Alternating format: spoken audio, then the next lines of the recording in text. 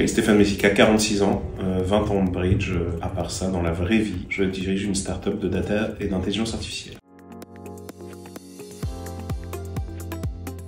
Ça fait longtemps qu'avec les copains, on se dit il faut absolument faire les Nationals, ça donne une image du bridge qui est différente, il y a un monde fou, tout le monde a envie d'y aller, tous les champions y sont. Et puis là, je crois qu'il y a la magie Las Vegas qui nous a propulsé l'idée de faire ça dans cette ville un petit peu hors du temps, un petit peu incroyable. Donc on s'est tous motivés à se dire allez, on y va, on va à Vegas cette année pour faire les Nationals américains.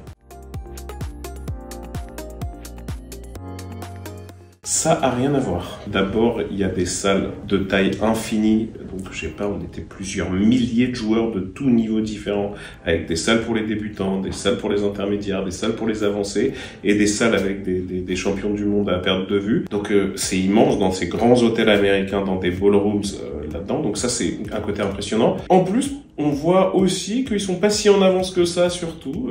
On fait les résultats avec des petits papiers. On met des petits cartons dans des grands tableaux. Il y a des feutres Velleda pour savoir qui va jouer contre qui. Donc nous, on se dit, mince, c'est l'Amérique, mais c'est pas tout à fait l'Amérique encore. Et je crois que le sujet le plus impressionnant, c'est la quantité de champions qu'on croise à chaque table. Hop, tu te lèves d'une table, tu joues contre une table de champions du monde. Je pense qu'une fois avec Fred, je dis, ah, ceux-là, je les connaissais pas. Peut-être c'est la première table de touristes qu'on rencontre. Il me dit, bah non, en fait, lui, là, il est 6 fois champion du monde. C'était tout le temps comme ça. Donc c'est assez grisant comme atmosphère. En particulier à Vegas.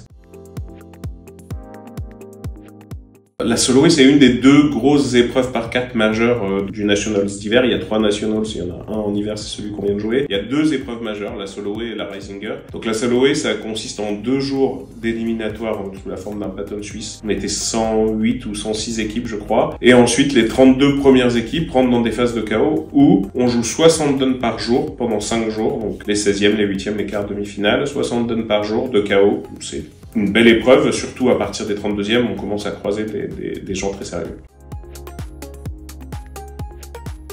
Alors, je jouais en face de Frédéric Volcker, un grand champion que vous connaissez, et associé à une paire du groupe France qui est Paul Seguino et Lionel Seban. Dans l'avion, Lionel m'a dit « T'inquiète pas ». Donc l'épreuve commençait vendredi et samedi par les KO. Il me dit « T'inquiète pas, dimanche on sera libre. Au pire, lundi on sera libre ». Les statistiques, elles étaient pas tellement pour nous. Notre cote, elle devait être de 50 contre 1 au démarrage d'arriver là où on est arrivé. Au fond de nous, on a évidemment toujours envie de gagner, on est des compétiteurs, mais d'un point de vue cote, elle était quand même assez élevée. Alors pourquoi? Je pourrais raconter plein de donnes, j'en dors pas. La dernière, j'ai réussi quand même à faire que 3 levées avec Roi Dame Valet sec pour As 4e et des remontées au mort. Donc ça m'empêche de dormir depuis le début. Donc on a perdu 2 points, dans celle-là j'en ai perdu 11. Donc c'est assez incroyable. On a tous fait plein de petites bêtises. On peut les retrouver 100 fois les 2 points chacun d'entre nous. Je crois quand même, et on s'est rendu compte dans toute la phase par KO, que le bridge c'est un jeu de fautes, que même les grands champions font des fautes. Et que la fatigue, elle joue énormément. Et donc de jouer, voilà, on a dû jouer pendant 7 fois 60 dons. Donc 420 dons en une semaine à 4. On était fatigué à la fin. On a eu un peu de moments où le cerveau a lâché. Et je pense que ça a joué. Et même en demi-finale, on jouait contre une équipe très très forte avec des champions du monde norvégiens. Et on a vu que la fatigue pour eux aussi avait joué dans ce sens-là.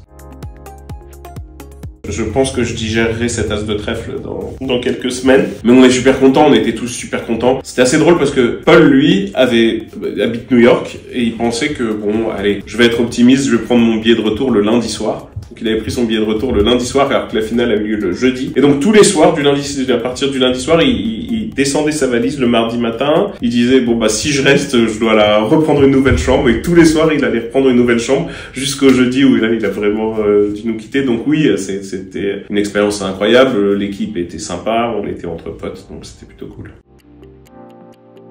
On a perdu quand même contre des copains, donc contre Thomas et Cédric qui méritent largement leur victoire, contre la paire italienne qui ont été super adorables avec nous et les Américains aussi, donc vraiment on a perdu dans une ambiance plutôt sympathique.